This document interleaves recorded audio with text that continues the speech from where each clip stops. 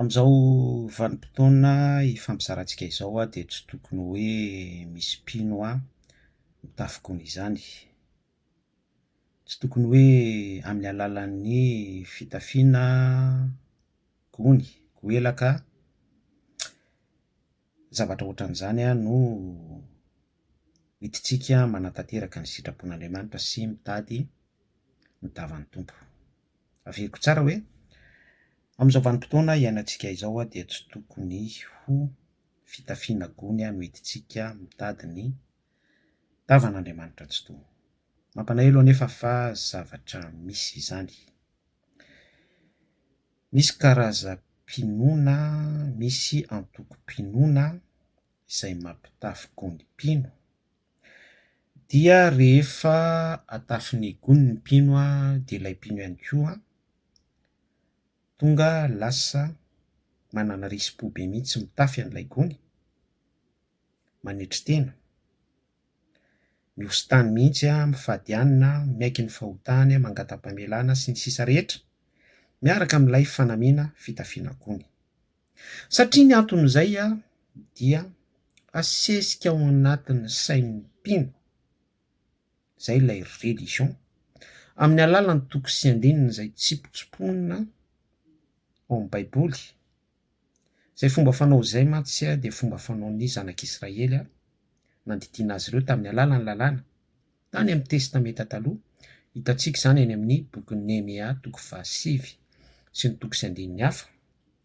Dia lasa manana risy-po be ny mpino dia miorona eo ambonin'ilay hoe manao fanamiana akanjo gony, dia miainga amin'ny alalan'izay hoe mpino manao fanamiana akanjo gony izay manana risy-po ilay mpino, mifona, mangataham-pamelana, mihositany mihitsy, mifady hanina, miaiky ny fahotany sy ny sisa rehetrarehetra.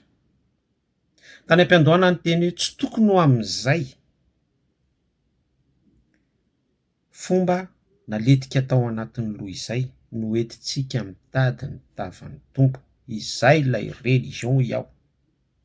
Sinon tsisy dikany ny famonjena ny entin'i Jesosy Kristy teo amin'ny hazofijaliana, fitiavan'Andriamanitra tsy toa antsika nanolora ny zanan'ilay tokana ho faty.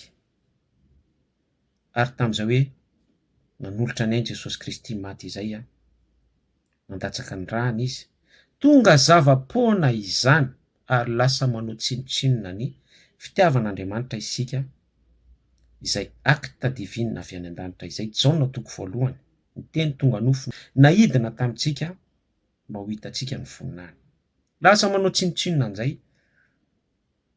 asa tanan'Andriamanitra izay isika. Mazava ny voasoratry ny Galatiana toko 7 andininy 17 nizaniza isika natao batisa ho an'i Kristy Jesosy dia mitafy an'i Jesosy Kristy. Averiko tsara, Galatiana toko 7 andininy 17, mazava ny voasoratra ny baiboly, nizaniza isika natao batisa ho an'i Kristy dia mitafy an'i Kristy fa tsy mitafy gony. Mazava ho azy izany fa ny antoko-pinoana izay manorina ny finoany sy ny fampanantenana ny mpino pozitive